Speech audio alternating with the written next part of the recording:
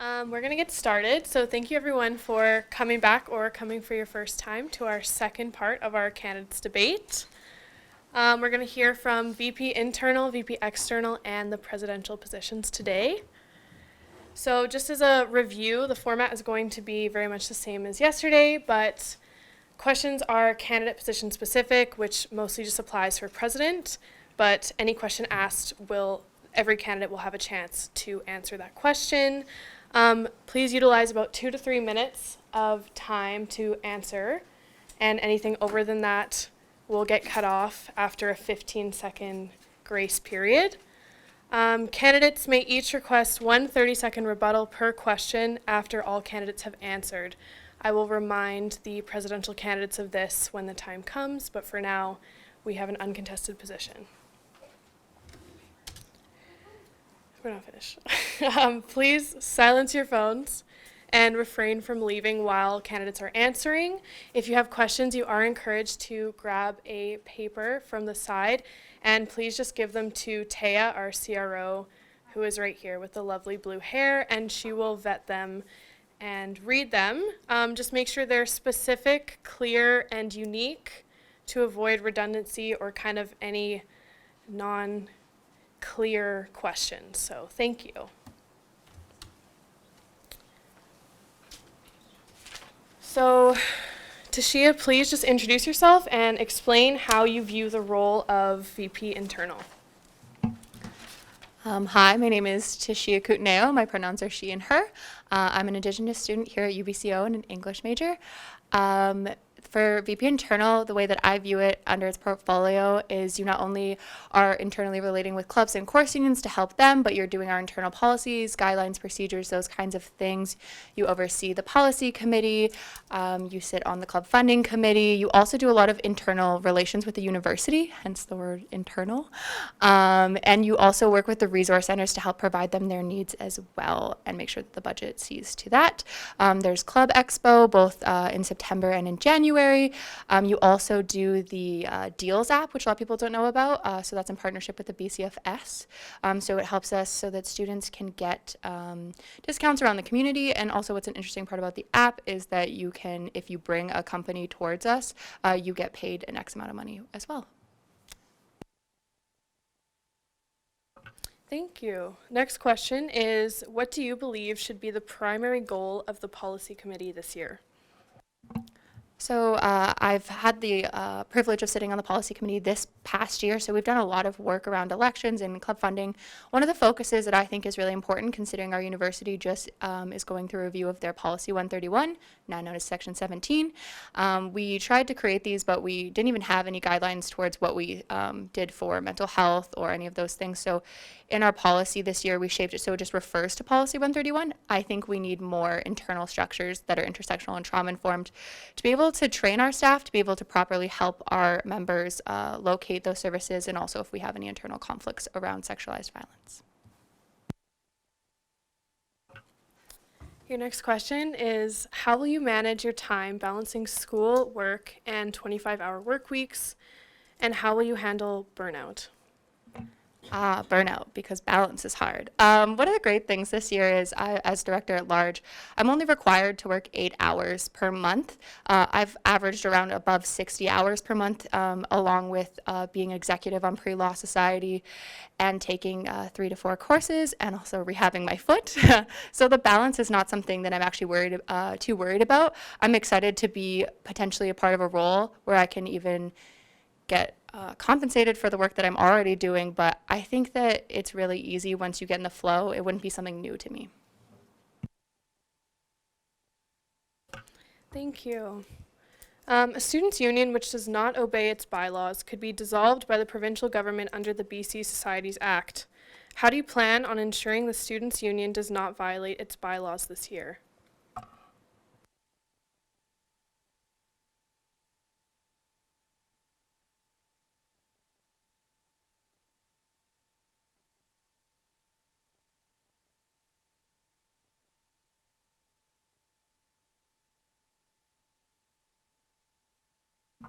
Thank you. I just wanted to take a moment to write down some thoughts about this question. This is so important, especially with all the new bylaws that we've come up with in the last 2 years. A huge thing that's missing in the UBCSUO is a procedural guidelines, because people don't necessarily even know, and sometimes, unfortunately, that they're violating certain policies. In the board meetings, I'm very quick to question people and make sure that they've understood exactly what the motive behind their motions are. I'm not one to shy away from not voting in favor of a motion. I have voted not in favor of things that were kind of in a gray area. So I think what happens here is creating procedures, not only, but making sure when we're doing orientation that these people are sitting down with a copy and going through these to understand what they look like in best practice as well, and also being able to call out executives and board of director members when they are in violation. I think it's just checking with people constantly. If they said they're going to do something, they have an action item. How are you doing that? Do you need help? What is this? Inquiry is the best way to make sure that people are not breaking the bylaws. And like we do for clubs and course unions, if you're an executive and you know that another executive is breaking your bylaws, then you are just as fault. So it comes to personal accountability as well as team accountability. Thank you. How do you plan on working with clubs, student organizations, and resource centers this year?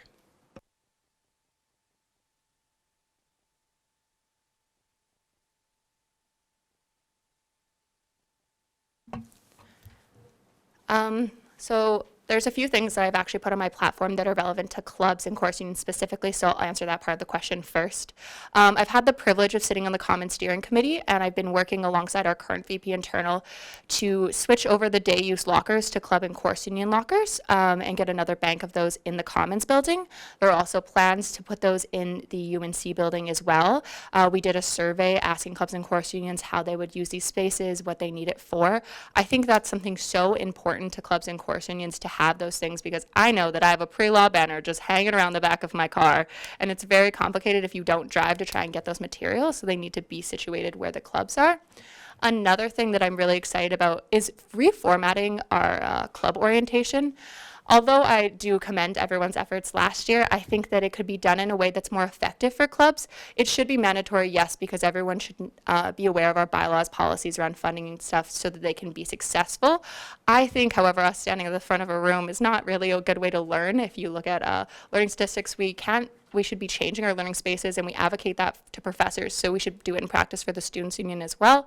My idea is to have breakout groups, so you would have 2 breakout groups, one specifically about financing and the other one about events, and those 2 would be mandatory, and so each one exec from each club would have to attend one of those. They'd be running at the same time, so people can't just skip out, and then there would be 2 elective ones to come up with around. I think one of the biggest things is we have had a lot of clubs and course unions ask us to promote their events. It would be even better to partner with them, and that is where a sponsorship program comes in. So that's one of the ideas that I have, because a lot of clubs need additional funding that's separate from club funding for their larger events, such as conventions, or if they're going away to conferences, or they're trying to host a large gala. I think that needs to be a separate budget line, just for the fact that it is a huge necessity and it needs its own guidelines and procedures, because it doesn't necessarily fit under typical club funding, in my personal opinion. And then resource centers. I've had the privilege of being a part of the Women's Resource Center before, so I kind of know the interworkings of that and how difficult it can be to run a resource center, while also balancing. If you don't have enough volunteers, then it kind of doesn't get the traction that it needs. And again, it comes down to us helping them facilitate their events. We have International Women's Day coming up, and that's something that we've reached out to them. When I saw tampons being sold in a vending machine, I sent them an email this year, because I think they need to get signage up there to let people know we have free tampons within the Women's Resource Center. The Pride Resource Center, I've had the privilege of starting to get to work with them about all gendered bathrooms within the Commons building. I knew that I was not suited to have that conversation, so I reached out to people who were. So I think that I'll be best suited to help them, because I can get them in the right rooms that they need for the initiatives that they have, and provide them the supports that they need, and not try and take it all myself, because I can't tell someone what they need. They have to tell me, and then I can best help them that way. Thank you. Our final question before we open the floor to the audience is, if elected, you'll be required to submit a written report, excuse me, outlining 3 goals for your term in office. What goals would you include in your report? See, I feel like I just touched on them so hard. But so the biggest goal this year is for me personally around policy is creating an SUO sexualized violence policy. Within that is creating more mandatory training for your executive and SUO staff. This year, I had the honor with Ian Call of helping facilitate a conversation around what indigenization looks like on our campus. I think that's mandatory for your board, especially your staff members that they're working with, to know so they can best help Indigenous students such as myself. Also having sexualized violence training in response is so important. We went to disclosure training, just me and one staff person, but that should be something that all of your board is now mandatory. So making sure that those things, just because they're written, actually happen. And then also, I think it's so important to create the sponsorship program because it was such an issue this year with clubs needing larger amounts of money for STEM projects and conferences. And then as well as the lockers, because these are all 3 tangible things that I can promise you that I can get done within my term.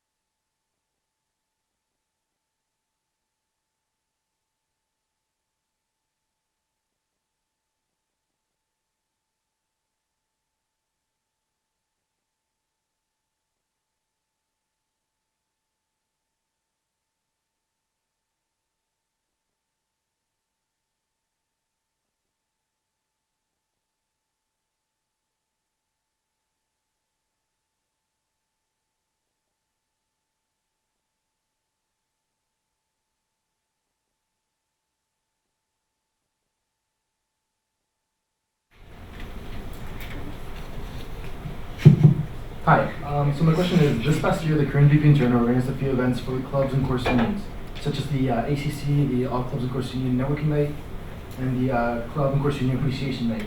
What are your plans for events such as this? Are you planning to continue such events, or do you have new events that you want to do to appreciate the student leaders here on campus? Yeah, so I was fortunate to attend both of those. Bowling, although a low turnout, was super fun. So my biggest thing with, I talked to Holly about All Clubs and Course Union because I helped her facilitate it. Having it within the first week of school was not necessarily the best thing for all clubs and course unions to be able to attend. So again, it comes to inviting them into the conversation. I actually had the idea of submitting a Google form out in the summer to see if there's any partners in the community which clubs and course unions feel like they want to have more one-on-one time with, because if we have heard from them who they want to network with at the opening one in September, those people could be there and there would be small table space. So it would be like Club Expo in a sense, but specifically just for the clubs to interact and network with these off-campus partners. And then for the fall, for a winter one, I think that we need to revisit something that's not bowling because no one really came, but I haven't fully thought that one out yet. Thank you.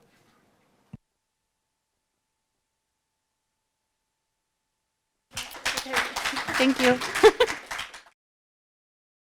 Okay, so please just introduce yourself and explain how you view the role of VP External.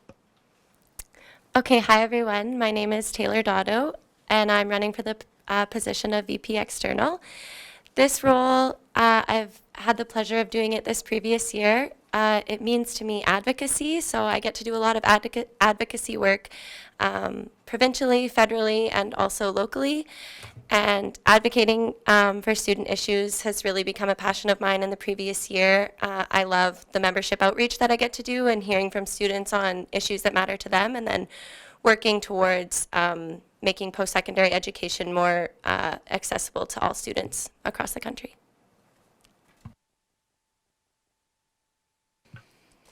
What do you believe should be the primary goal of the campaigns committee this year?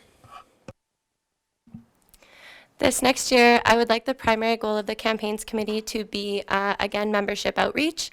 So all of the issues that we're advocating for are all really important issues, but what matters the most is that students are actually aware of them, and they're aware of the boundaries to accessing post-secondary education and the work that we're doing for them to break those barriers down. So I'm sure you've seen, probably more so this year than in previous years, the student union has been out tabling with our purple tablecloth, getting feedback from students, getting petitions signed. So I really am looking forward to the committee doing more work in that area this year. How will you manage your time balancing school, work, and a 25-hour work week, and how will you handle burnout? That's a great question. I'm very lucky that this is my 5th year of my degree and I'm graduating in June, so that's exciting. So in the upcoming year, I will be taking a very, very small course load, one course. So I will have tons of time to be working in the office in this position.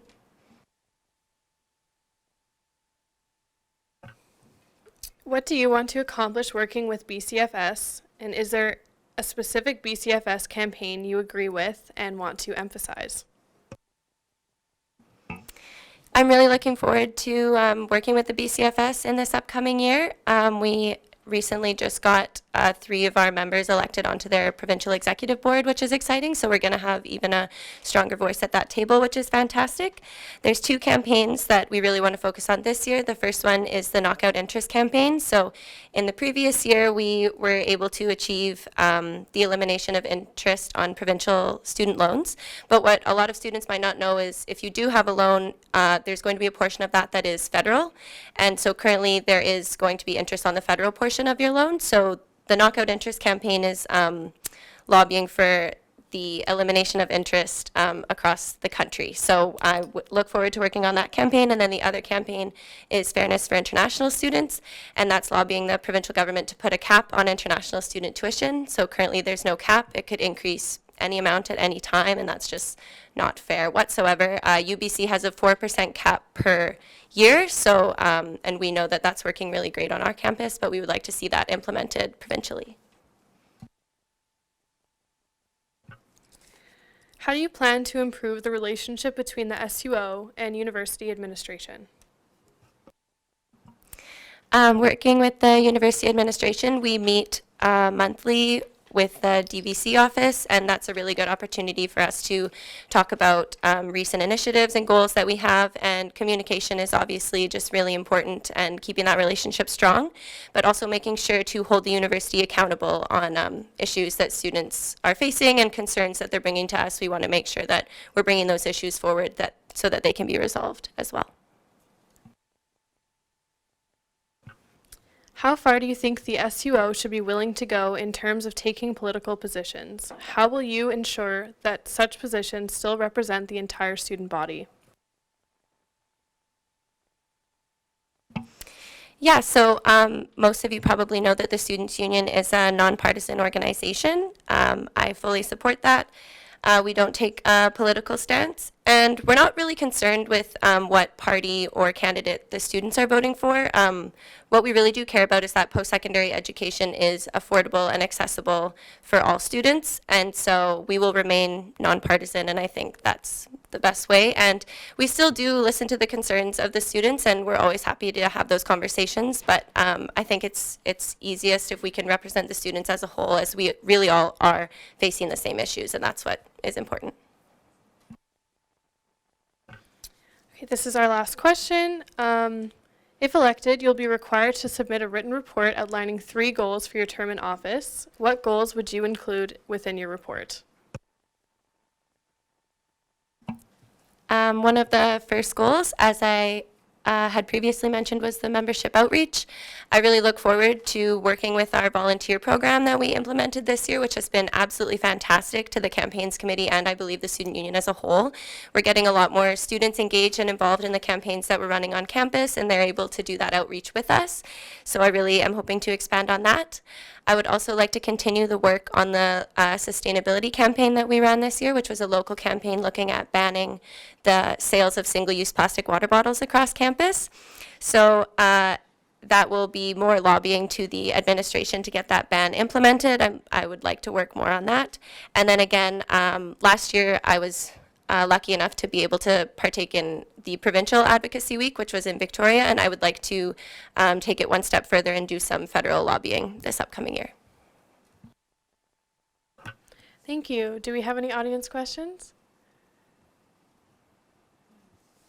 Okay, if you'd like, in a minute or less, if you want to share some closing remarks, then please do. Thank you all for coming to the debate today. I've really, really thoroughly enjoyed my years with the Students' Union. I am so happy to serve the students and all the advocacy work that I get to do, and I would be so happy to be elected and get to do this work again another year. Thank you.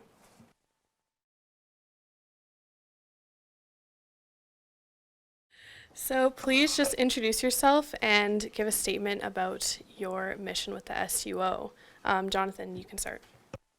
Okay. Hi, my name is Jonathan Itamah, and I'm running to be the president of the SUO. And I guess what thing I really want to do is create a platform for students so that any student can have a say in the decisions being made, and that say can also be acted upon. Because right now I feel like there's a pretty thick bureaucratic line between the students and the decision makers, and quite simply, I want to make it thinner. Thank you. My name's Ali. I am also running to be president of the Students' Union. This past year, I've had the pleasure of serving as your vice president campus life. Through that, I found a passion for the different aspects of the Students' Union that wasn't being done in past years. So you might know that campus life was traditionally parties and events and whatnot, but I found a passion in what was being missed, which was mental health and advocacy and university relations and whatnot. So I think that this is the next step to ensuring that the student union always has a voice on those platforms at different levels, whether it be provincial, federal government, or university relations. And I think that I would fit that role well. Ali, we'll start with you, but how far do you think the SUO should be willing to go in terms of taking political positions, and how will you ensure such positions still represent the entire student body? I think that the answer is in the question. As long as it represents the entire student body, I think that's what the student union should be advocating for. I don't think that any student should ever feel that the student union isn't representing their best interests, and we're taking great strides towards that with, our survey and really reaching out to students wherever possible, tabling being done by the campaigns committee. So we're really trying to take in that feedback to ensure that every student feels welcome on the campus and feels welcome in the students' union. I don't think the student union should ever be taking a political stance in any form that doesn't, benefit students as a whole. Could you please repeat the question? Yes. How far do you think the SUO should be willing to go in terms of taking political positions, and how will you ensure such positions still represent the entire student body? Okay. Yeah, I think I agree with what Ali said. The main thing is benefiting the student body. So I think there should be a great amount of effort in hearing what the students have to say and acting that out. And sorry, I'm a little bit nervous. But I think a big step that should be taken is a focus in the minorities as well, because quite frankly, they don't get heard as much. And so the general student body is heard, but there should be more detail in minorities, I believe. Your next question is, what do you see as the most important challenge the SUO will face this year? Jonathan. So with this upcoming year, I think, and it kind of goes back to where I started at before. So right now, the student union is a combination of a few students that represent roughly 12,000 students. And I think from any perspective, you can see why there's kind of a disconnect there. So I think the biggest challenge would be understanding what each student requires and how to get that to them. And I think the solution to that would be making a way that each student can be heard, and not only heard by us, but heard by other students, so that opinions can be interacted with and then acted upon. I think that the biggest challenge facing the Students' Union in the coming year is time. On this campus specifically, and even in the country as a whole, it's a very tense time. The campus is growing at a fast rate, the fastest that any university in Canada has seen. And if we're not on the ball and on our game from day one, May 1st, there's a lot of stuff that's going to be left behind, and we're going to be, behind the pack within a matter of weeks because of the Board of Governors meetings that are coming up and all of the major decisions that are happening on this campus. We need to make sure that everything is lined up, ready to go for the next year, so that UBC knows that we're passionate and they know that we're advocating for students, and that when there are those meetings happening about what this campus is going to look like, or when there's provincial meetings about tuition increases or what services are being put in front of students, I think it's important that we're ready to go right off the bat. And a lot of that comes from what we're doing this year. We've been very lucky to have a great board that's put in a lot of effort to making sure that the next year is going to be an even better one, hopefully the best in the history of the Students' Union. So I'd say that the biggest challenge is the time. We got to make sure that we're on top of it. Yes, and I agree with that as well. And I think a good way of being on top of the upcoming challenges that we come, including the amount of workload that we're going to have to do, is establishing a good team. So, of course, we don't know who exactly is going to be in that position yet, but making sure that we can work together because once we have the same goals and the same missions, collectively push towards them, because it's a lot stronger that way.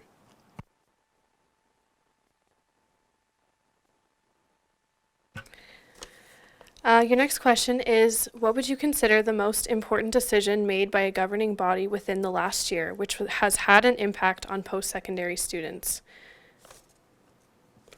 Ali, you can start. This one's actually quite recent. Last week we had the privilege of going to Victoria for the BC budget drop. At that budget drop, the province announced the first access grant for students. So essentially this means that every student will have access to post-secondary funding, up to a maximum of $4,000 per year. So that's a huge decision that's going to affect every student in this province. There will never be a barrier to education financially at this point. They're making big steps towards making sure that every student has access. But I think that keeping that in mind, it's important to hold the government accountable to the other barriers that are affecting students. And they've taken big steps in terms of former students in care now having access to education, but there's also other groups that are marginalized, like Indigenous youth in our province, and racialized youth in our province who don't have the same access. So I think that it's important to focus on the wins as well and thank the government when they're making the right steps, but also keep them accountable and not give them too much congratulations when they do something like that, because there's still a lot of work to be done. Could you please repeat the question? What would you consider the most important decision made by a governing body within the last year, which has had an impact on post-secondary students? Okay. I would say the biggest change or impact would be more of the mindset of the direction that we're going in. So there has been more of a focus on mental health and other areas rather than just the learning that we do within the classroom, such as like excuse me, I'm a little bit nervous, such as the decisions to provide resources for students and focus on their mental health. So I think once we start to look at other ways that we can help students beyond the classroom, then we really set them for a success, a future of success. Jonathan, we'll start with you again. What one item would you include as part of the UBCSUO strategic plan for 2020 and 2021? Okay, I have a couple, but I think the biggest and most important would be the platform. I keep bringing it up, and that's because I have tried as a student to make some implementations in a business called Free Bike, which is a small example. But I've also talked to a lot of students in the province in the time period of this campaign, and I realized that I'm not the only one who's kind of struggled to actually do something on this campus. So what I would want to do, I can't get into too much detail on how this platform will work because of my time limit, but create something that any student can say, hey, this is a problem, and I have this many people who agree with me, or this needs to be this way, this needs to be this way. And that those students won't necessarily be able to change it right away, but they could at least have a say in meetings or in the decisions being made. Because when we can empower each student and have their voices heard, then we allow a community that each person is attended to, and they feel like they're a part of it too.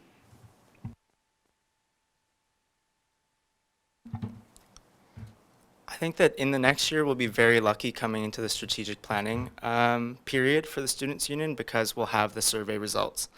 You should have all gotten an email today, a few hours ago, about that survey.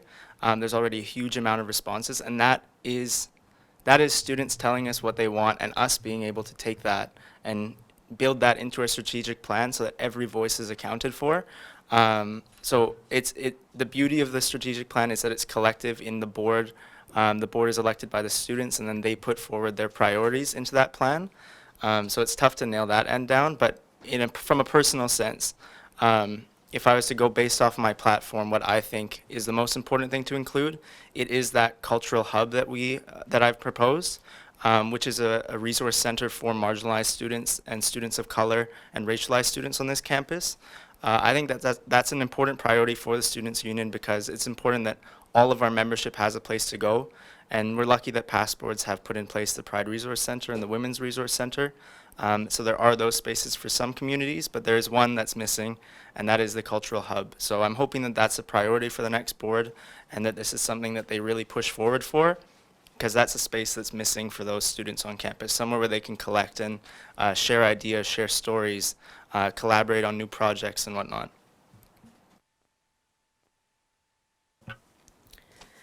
A significant part of the position of the president is to meet with UBC administrators and provide a student voice on university committees.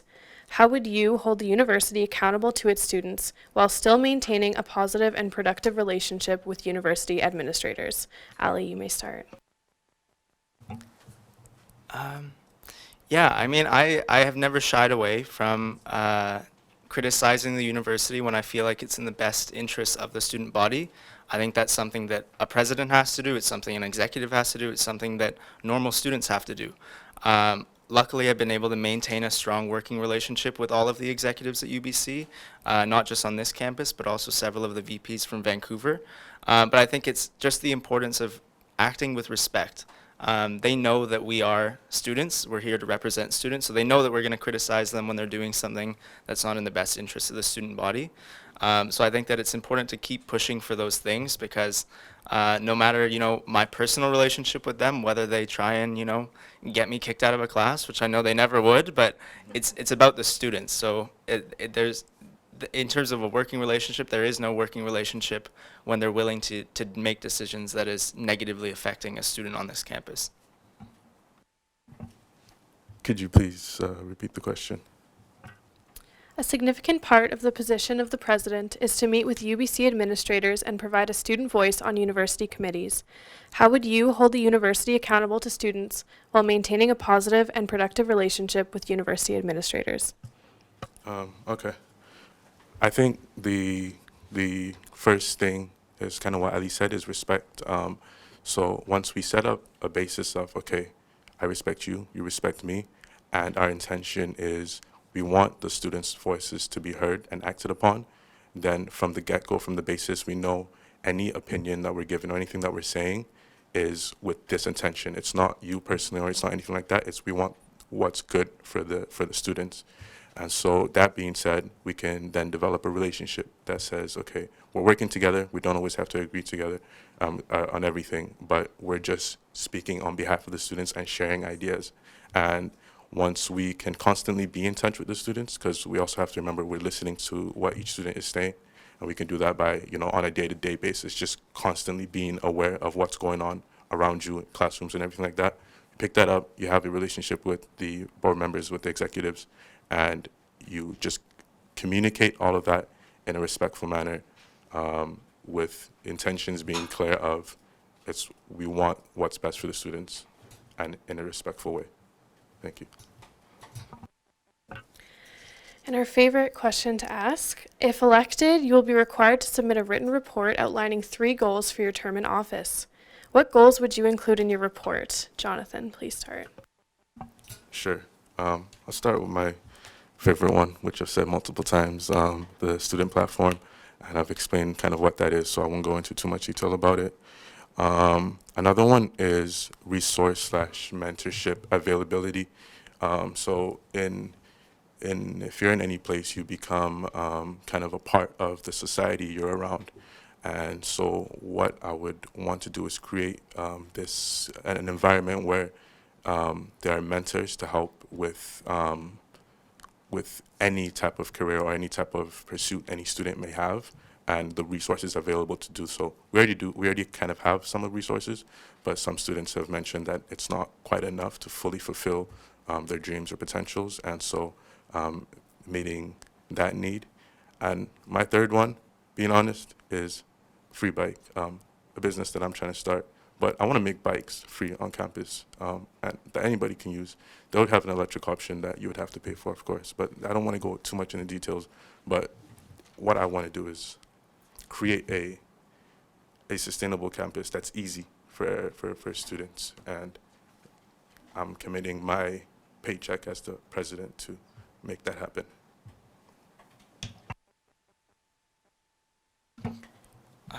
In no specific order, because they're all, I feel, very important issues that have to be solved on this campus. I'd say the first one that I'm committed to having completed by the end of my term at 2021 is the renovation to study space. This is an issue that is facing every student on this campus. I think that there is not a single student you can talk to that will not complain about study space if you talk to them. And we constantly go to UBC, and their solution or their response is often, we just don't have the space. But in my time on this campus, I've noticed that there's a lot of study space on campus that just needs a little bit of love or a little bit of renovation. And UBC has made clear that they're willing to do this when there's a plan in place. So I think that that's the next step that has to happen, is formulating that plan, working with UBC, working with their teams that they have, the many committees that they have. It'll be a long process, but it's something that has to happen. My second one would be the Diversity Hub and Fund. That's something that I think is crucial to this campus. It's present almost everywhere else in Canada on major campuses, but it's missing here. And that's a space where students of color, marginalized students, students of a cultural background that's not native to Kelowna, it's important that they have a place to gather, collaborate, share ideas, whether they be creative or whether they be academic. That's a hub that has to happen on campus, and there has to be a fund supporting that, supporting the cultural initiatives on this campus, and supporting the groups that do want to host events, that want to share their experiences or share their stories. And then the third would be an internal environmental policy. The Student Union has no policy in regards to where our investments are going, what our spaces should look like. If we were to build a building, what would that building look like? If we were to renovate our office, what would that office space look like? That's something that has to be put in place, and I would hopefully work closely with the next VP Internal and Policy Committee to make that a reality, because it's very important that the UBC has that, or the Students' Union has that long-term vision and has the policy in place to ensure that no matter the board, no matter the executive, no matter who's in the office at that time, there's really no way that they can not be committed to what students want. And it's clear that students do want an environmental policy, and they do want the Student Union to be committed to being carbon zero and contributing to the environment in positive ways, rather than just sort of waiting on UBC and waiting on the community to take foot. Do we have any audience questions?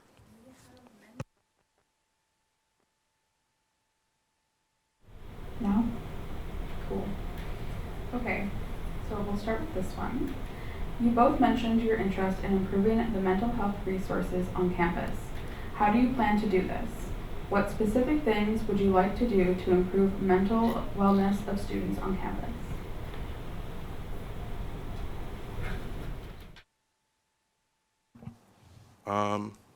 So when it comes to student health on campus, I feel like we do have some resources in place already, but they don't always meet the needs of the students. I've had certain times where I have to go into counseling to talk to somebody about some issues, and it would be like, okay, you have to wait a week or sometime, and sometimes you might need it more urgently than that, but this is a specific example. But I think a way of making it more available to students would be increasing the number of resources available. So not just the resources, but the information available. So making more counselors available for longer periods of time, creating even peer-to-peer guidance or help for mental issues.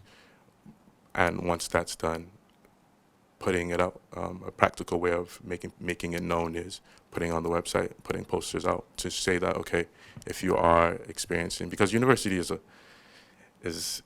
can be a lot sometimes to take in, and I think it's just making sure that people always know that whenever it becomes too much, they have somewhere to go to or someone to go to, and making sure that's always available for them. I think in terms of concrete steps, there's two that I'd be able to comfortably say can 100% happen in the next year. One would be increasing our mental health support through our student care plan, which is our insurance plan that every student is automatically opted into and then you can opt out of. A big concern that's come up is that there is not a lot of money in that plan, but there is a phone line that's available through that plan that many students don't know about. So it's about awareness as well.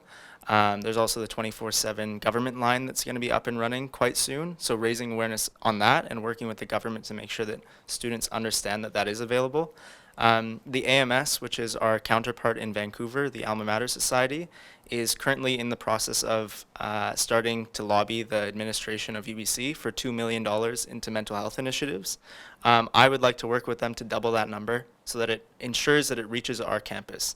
Because a lot of these issues are highlighted on the Vancouver campus because they are just an older campus. Their student union has been there for 100 years. They've been advocating for this for a long time. This year we've taken a lot of good steps. The Campus Life Committee has constructed a campaign. Fingers crossed you'll see it pretty soon. It's called Be Mindful. It's our mental health campaign. And that is a campaign which is completely backed by science. It has a backgrounder that is peer reviewed by PhD students. And this is a document that will hopefully allow us to lobby the administration to recognize that mental health is not just, what's happening outside the classroom, but it's how the classroom operates and, how professors are acting, how professors are talking to students, when their midterms are placed, when their finals are placed. So a lot of that is lobbying, unfortunately. And one of the things that is a hindrance for the students' union a lot of the time is that it is lobbying, but it's important that there's people in there that understand that and understand that it is, knocking on UBC's door every single day, reminding them that this is an issue, and that's something I would be committed to doing. Yeah, and a few ideas came to my mind as well. I think something that we could do on this campus is educate people on mental health, so talking with professors or such as maybe even the gym or programs, making sure that there are programs available such as the yoga every now and then, and more like ambitious idea is, talking about meditation as well. And okay, I can't get too into detail because of the time. Okay, thank you for your answers. Our next question. This year, the portfolio of president changed to no longer being the face of the SUO. However, that doesn't change the significant emphasis placed on leadership this role requires. Explain why you believe you'll be able to best lead the SUO and its internal framework.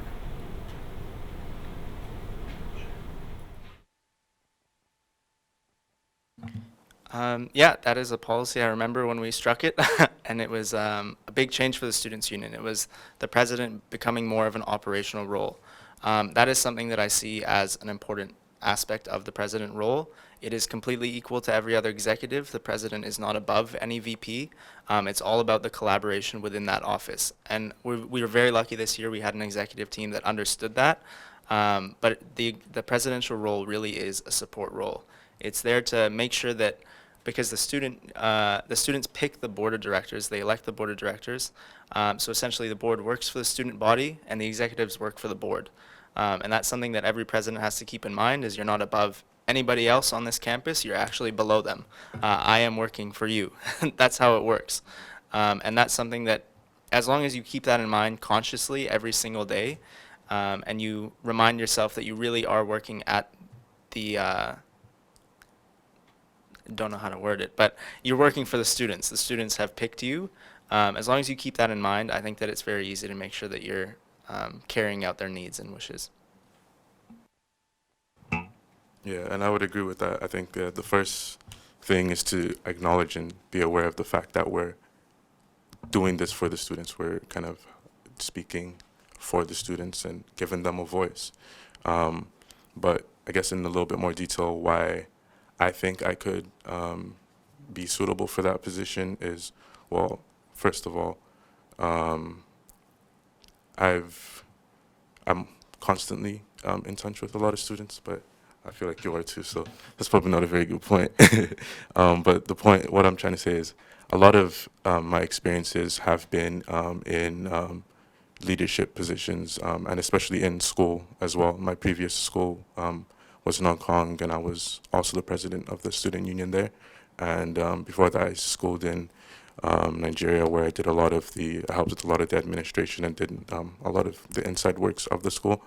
So I've had a lot of experience in that area, and I'm very passionate about education in general as a whole.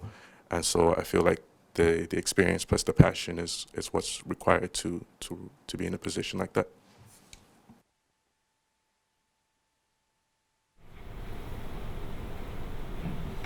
Thank you again for your lovely answers.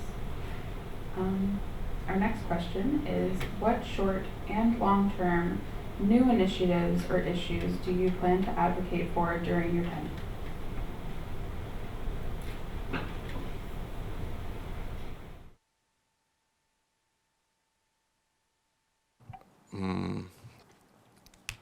So I know change takes a long time, and I'm not sure how long each idea will take.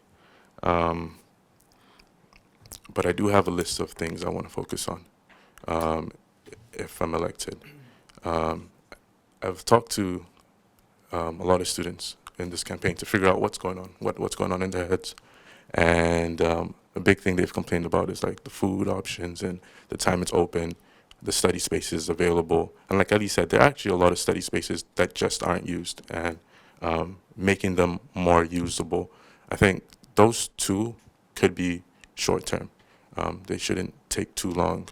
The platform I'm talking about is something that's public and interacted with. In terms of designing and making it happen, it won't be hard and it won't take very long. Long-term plan would be implementing it and making it such that we actually have a system that any student can say anything and other students can see it and interact with it. And it gets to the point where with enough backing for certain opinions, these students can actually come in to board meetings and say, hey, this should happen and it should happen this way. And here's a plan, like, actually getting a voice. That's more of a long-term plan to make sure that any student can have a voice. And then the resource and mentorship availability, this is already something that's happening, so it's the process of making it more available for students or easier, or increasing the education about it to them, short term as well. And the free bike one that I also want to put on this campus, in terms of putting it and making it happen, it's already kind of happened a little bit, so it's more of a short-term goal, but implementing it such that any student can ride a bike at any time to anywhere they want to go, medium-term plan, I would say.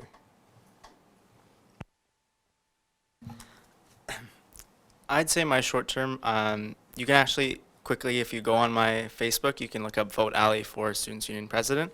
My platform's all there. Everything on that platform is a 1-year commitment that I'm making. Those are all things that I am confident can be done in a year. Some of the key ones are the Diversity Hub and Fund, the internal environmental policy, renovating study space, platforms for student creatives and student artists, support for graduate students who have children, graduate students who have spouses. These are all key issues that I think that we should be getting done in a year because they should have been done a long time ago. It's just we really haven't stepped up to the plate there, so this is something that I think I can commit to making in a year. I think one of the most frustrating things to realize once you get into the Students' Union is that a lot of the key issues are very, very, very long-term when you're working with UBC or when you're working with the province, when you're working with the federal government. We've seen that in some of our very recent victories, which still, we've been working at them for months now, and it's not going to take place until we're gone. And that's something that you have to keep in mind when you're taking on these initiatives, is that a lot of it won't happen when I'm here. It probably won't happen when some of the first years are here, once they're graduated. I think that in terms of long-term initiatives, though, one thing that has to happen is a student version of the 2040 plan. the 2040 plan for this campus was done without any student consultation. It lacks study space, it lacks recreation space, it lacks social space. That's something that has to be done over the course of, it'll probably take a couple years for that initiative to be done. But that's something that has to be done on this campus, which is the students having a voice in, it's a very rare situation where we're here when the campus is growing. If you go to UBC Vancouver, it's already grown. It's like reached the boundaries of their literal land. But here we have the opportunity to have a direct voice at what buildings are being built, what they look like, what spaces they have, what green spaces come on campus. And that's something that has to be a long-term goal for the Students' Union as a whole.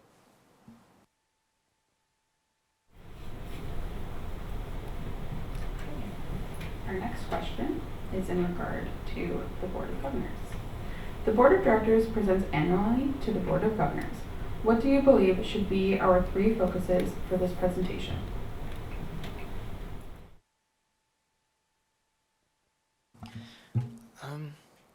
I mean, in our last Board of Governors presentation, we partnered with the AMS. They had a very concrete set of plans that they wanted the Board of Governors to take on. And unfortunately, when that sort of happens, because they're the bigger brother, they're always getting the attention. I think that this year it's important that we are split off and we have our own presentation. We are the Okanagan campus. We should be heard at an equal level to the Vancouver campus, not as an add-on. We are often forgotten in those important meetings. The Board of Governors is, it's the top executives in the province of a lot of companies. They're government appointed officials. They're the executives of UBC. So they're the real change makers. It's important that we're advocating for more study space on this campus. The buildings that are being built, a lot of them are research oriented and academic oriented, which is great for the university as a whole, but it doesn't matter if the students have to leave campus to go study. There has to be places where students can gather and collaborate, and that's a huge aspect of education that's being forgotten. Student housing is a major issue that the Board of Governors hasn't really addressed on this campus. The 2 residences that are coming up won't even cover our first year needs as per the first year guarantee that is guaranteed to every UBC student. So they're building, but they're not building at a fast enough rate, and they're not building with the priorities that matter to students. And then the third would be mental health supports. The Board of Governors doesn't make the curriculums that we study, but they do have the say in, pushing the Senate to make sure that they are keeping in mind the mental health needs of our students, and they have the ability to invest millions of dollars in this campus into new wellness spaces, more funding for health and wellness, more funding for counselors on this campus. And those are all issues that were brought to us by students. I think that that's important to keep in mind, is that once the students identify those needs, we have to be advocating for them. And we're very lucky that now we know generally what the students want. That is ever changing every year because we get, a new batch of 2,000 students. So it's important that we consult them prior, and we ensure that we keep their top 3 priorities and make that our top 3 priorities, because all we are is a voice for the students. Could you please repeat the question? Yes. The Board of Directors presents annually to the Board of Governors. What do you believe should be our 3 focuses for this presentation? Okay. Well, if it had to be limited to 3, I would say the first is making sure, the first is the platform once again, making sure that each student is not only heard through us, but more efficiently through themselves, and their voices, a way of getting their voices out to the other student body and back to us, such that they can come and make decisions with us as well.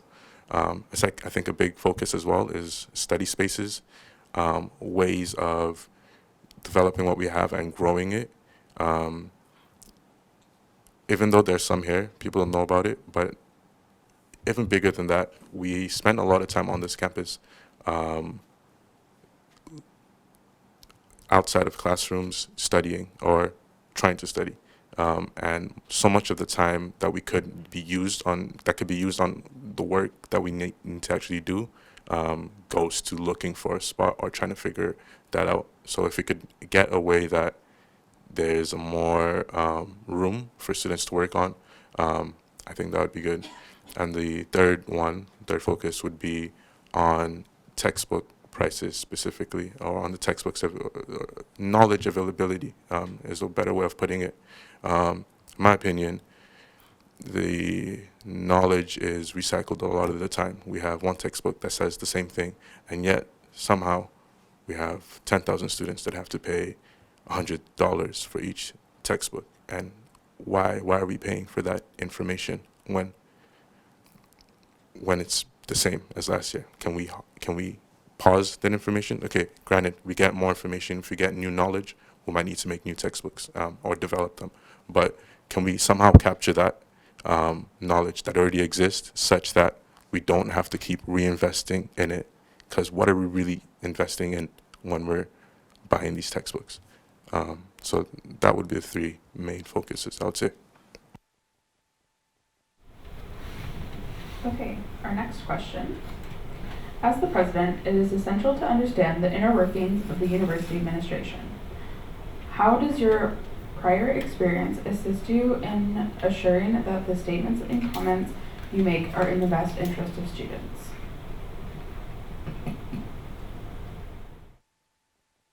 Sure.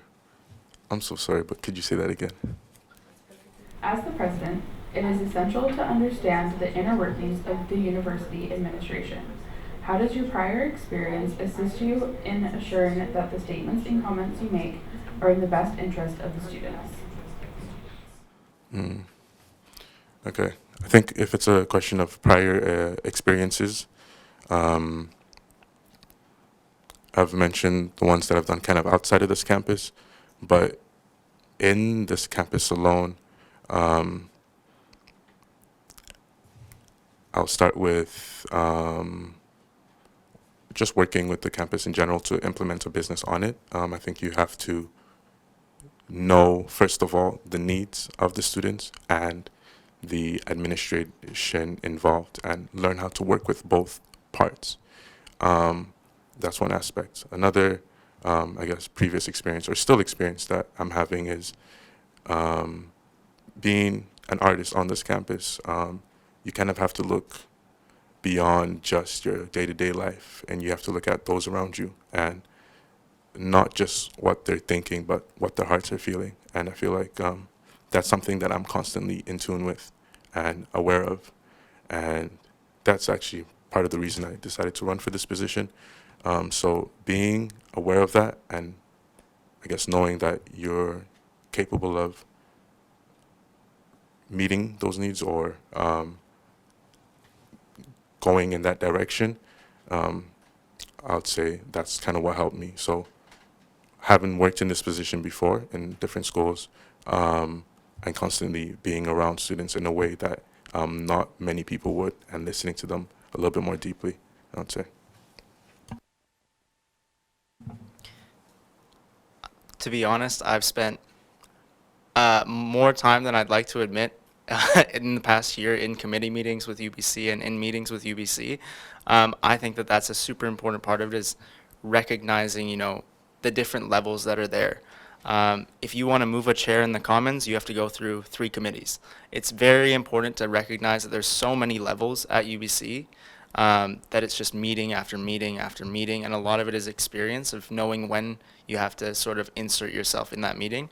There's a lot of frustration that comes, especially when you're on committees that meet on both campuses, because you'll be in a meeting and it'll be a camera in a room with everybody from Vancouver in it, and we're behind everybody, and they're not really, consulting us at all because we're just the Okanagan, right? So there's an important factor in there of you have to know when to raise your hand, when to jump forward and make sure that we are heard as a campus. And I think a lot of that is experience. And I'm still learning. I don't want to say that I'm a pro at it. I'm definitely not. It's something that you're going to constantly learn at. And knowing the different levels that are there and knowing who to talk to and knowing who our allies are in the administration is something that's super key to this position. But one thing to also keep in mind is that when you spend so much time in those meetings, you're often in a bubble of like these bureaucrats and these administration and whatnot. So it's important to sort of step back every once in a while and remind yourself that you are a student. And sit down with students. Sometimes I'll go to the Commons and just sit with my friends and listen to the issues that they're bringing up. And I think that that's a super important factor to university relations, is that often after, 2, 3 meetings, you're in the loop and you're talking about all this stuff that only matters to people in the administration. So it's important to recognize the voices of the students and remind yourself that you are there to represent them, not to help the university grow. It's to help the students grow in university.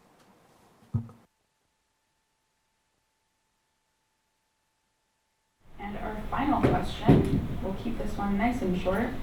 What virtue do you possess that you feel makes you, just kidding. What virtue do you possess that you believe makes you most fit for this position? In terms of virtues, I like to consider myself a compassionate person. I think that's very important because in this position, it's not for you, and you literally have to almost be one with the student body, and you really have to pay attention to how others are feeling and really relate to them. But I think that's just the starting point, and I like to also think that I have a, a strong work ethic as well. And so once you combine those two, you get passion. And when you have that passion, you can turn it into kind of whatever you want to. You start to realize you can do like anything. And so what I want to do with that is dedicate it to the students, because I feel like in our university experience, we become more ready or more prepared for what comes after. And the establishment on its own can only do so much. We have teachers who help a lot, but I guess what I would like to see is a way that our resources can be maximized here to ensure that each student can be the best person that they can be when they leave here. I'm going to say 2 because I don't think the first one counts as a virtue, but it definitely plays into it. I'd say passion and honesty are the 2. Passion is, when you get into the role and you realize the amount of time that you're putting in, you really have to put a lot of your life on hold. In September, I was doing 200 hours in that month alone when it was frosh season and frosh week season. That's a full-time job. I didn't go to class. I was struggling with my courses, but it's the passion for seeing a student enjoy their time on this campus and knowing that their fees that they are paying to the Students' Union is being well used, and that they feel that a student, whether it's 1 or whether it's 2 or hopefully 11,000, they feel that the money that they're paying to the Students' Union is giving them value. And that's a passion that honestly drives me to keep putting in that time, and I'm willing to set aside a lot of my life to make sure that every student on this campus has a place on campus, because I think that's an important part of student life and mental health. And then in terms of honesty, I think that's an aspect that's very important when you're meeting with UBC specifically. I have sat through meetings where it's very clear that UBC wants us to, hype them up on what they're doing and congratulate them on what they're doing for students, but I will be very clear-cut with them and tell them what they're not doing, tell them what they're doing wrong. We will always thank them for the good initiatives that they're doing, but it's important to be honest with them and make sure that you're not just censoring yourself because you're in this room with all these executives of a multi-billion-dollar university, right? You got to be willing to tell them the truth that you feel that students would want you to say in that space, because not every student has the opportunity to be in that room with the president of UBC, but they give you their trust in being there for them. So you can't let your own personal motivations censor yourself at all when you're in those situations. So it's important to be honest with them and also be honest with yourself, and is what I'm saying benefiting students, or is it benefiting the Students' Union, or is it benefiting the university? Because the only person that should be benefiting is the students.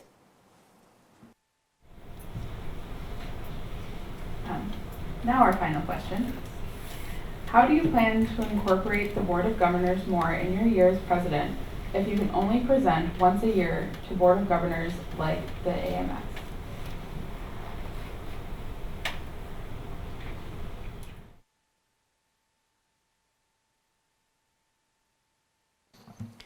Yeah, I mean, a lot of it is in that survey that, again, you've all gotten in your email. Please fill that survey out, because that is the key to us lobbying the Board of Governors.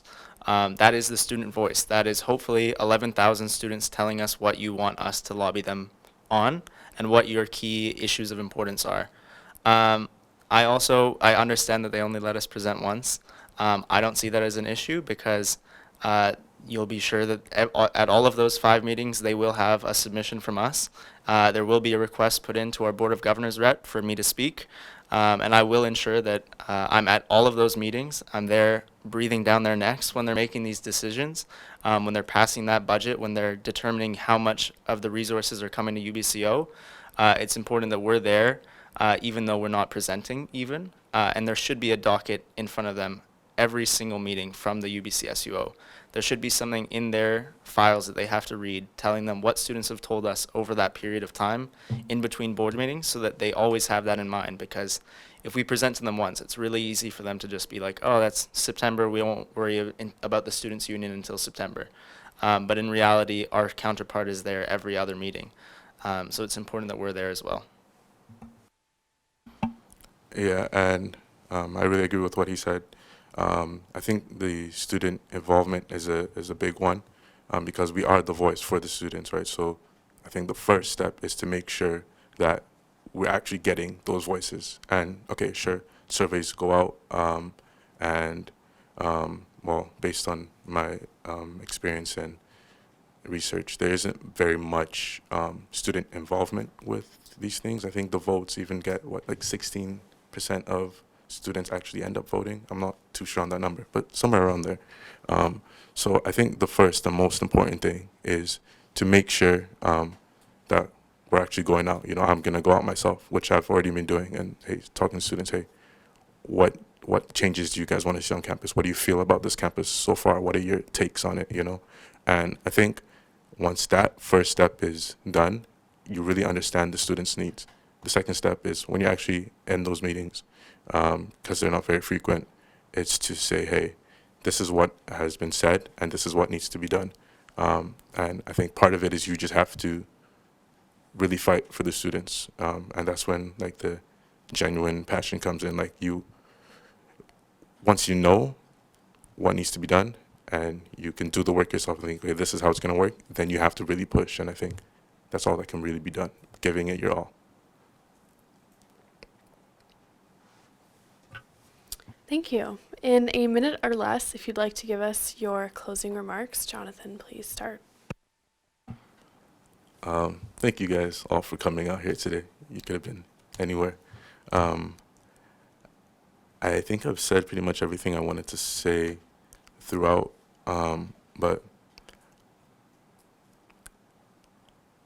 yeah, I believe that I have what it takes to kind of give the students what they want on this campus, and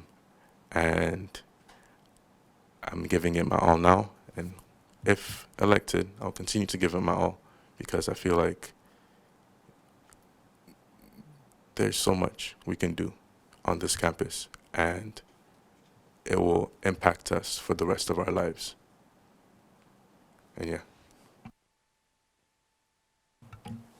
Again, thank you for coming, and thank you to everybody who's watching online. I know a lot of people weren't able to actually make it here.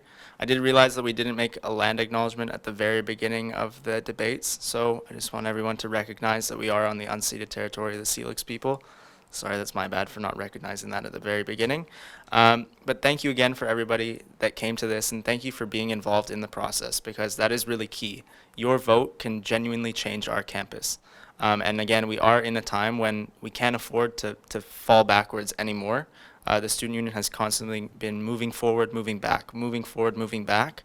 Last year we moved forward, and I want to keep that momentum going as president, to make sure that all your needs are met, and that the needs of the students that are starting off in first year are being met, because we're almost out. Most of the people in this room, I recognize, are upper years.